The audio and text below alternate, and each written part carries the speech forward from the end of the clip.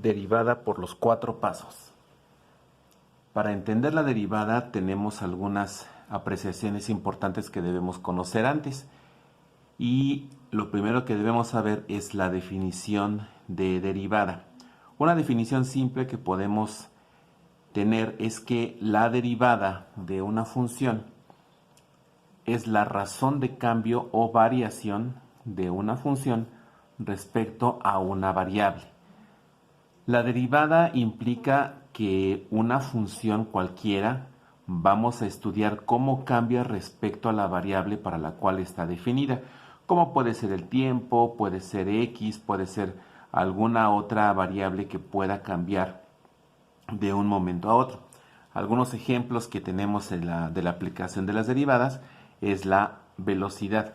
En física sabemos que la velocidad es la distancia que recorre un móvil en relación a un tiempo. Bueno, la velocidad, cuando la estudiamos ya desde el punto de vista del cálculo diferencial, encontramos que la velocidad es la variación del recorrido en relación al tiempo, que se mide en metros sobre segundo. En el campo de la electricidad y la electrónica, la corriente eléctrica es la derivada de la carga eléctrica respecto al tiempo, es decir, cómo va cambiando la carga eléctrica a través de un conductor en un tiempo determinado. Y la corriente eléctrica pues sabemos que se mide en coulomb sobre segundo o bien ampere. La derivada también la podemos entender a través de su interpretación geométrica. Bueno, aquí tenemos representado una gráfica que nos permite un acercamiento inicial sobre el concepto de la derivada. No debemos perder de vista que la derivada es una razón de cambio, es una variación. Vamos a suponer una función fx representada por esta curva. Sabemos que una función siempre se puede graficar. Podemos tomar esta gráfica que tenemos aquí, donde en esta curva vamos a tomar 2 puntos sobre ella, que es el punto P y el punto Q. Como sabemos, el punto P tiene un par de coordenadas que son su reflejo en las abscisas y en las ordenadas. El reflejo de las abscisas para el punto P le vamos a llamar x1 y el reflejo en las ordenadas pues precisamente va a ser fx. Las coordenadas de Q en x2 que está aquí sobre las abscisas, y antes de ver este significado de esta notación vamos a ver lo que está pasando con las abscisas. El reflejo de P o la proyección de P sobre las abscisas es x1. El reflejo de Q sobre las abscisas es x2.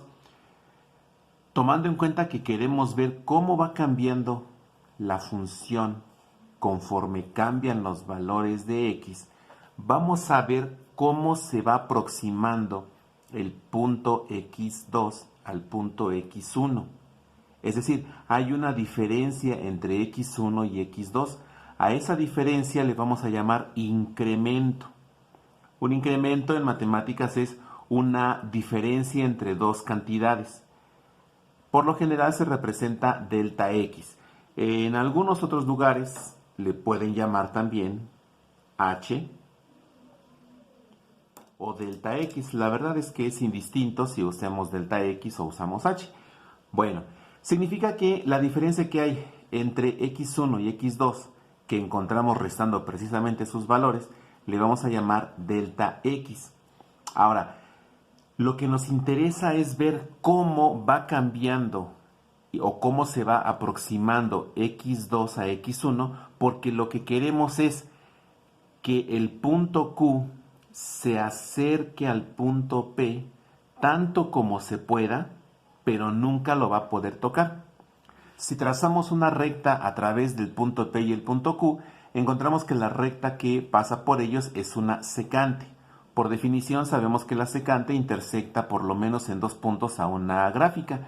Bueno, pues aquí el punto P y el punto Q están a una distancia tal que la recta que pasa por ellos la podemos considerar una secante.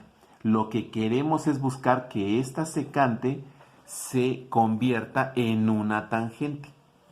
queremos que esta secante se convierta en una tangente.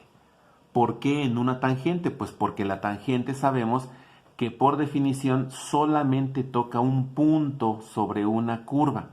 Entonces, si queremos que esta secante poco a poco se vaya convirtiendo o aproximando a esta recta tangente, significa que la distancia entre el punto P y el punto Q cada vez va a ser menor. Puede haber un momento en el que Q ya no se encuentre aquí, quizá después Q se va a encontrar por acá, podemos llamarle Q2, y en un momento determinado, que aquí podríamos ver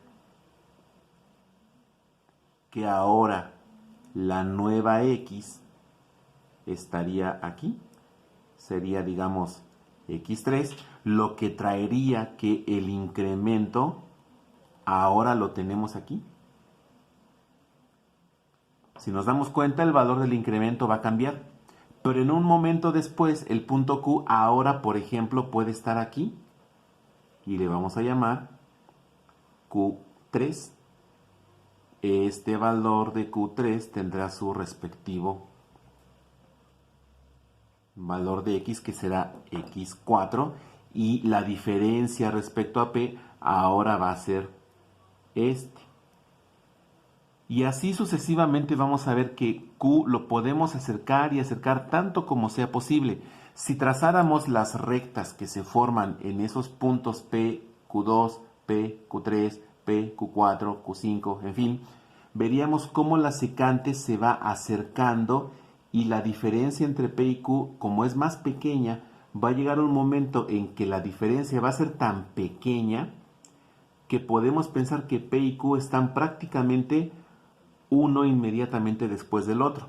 Es decir, lo que estamos buscando es que el incremento de X tienda a cero, porque mientras más pequeño sea el incremento, la distancia entre Q y P va a ser cada vez menor.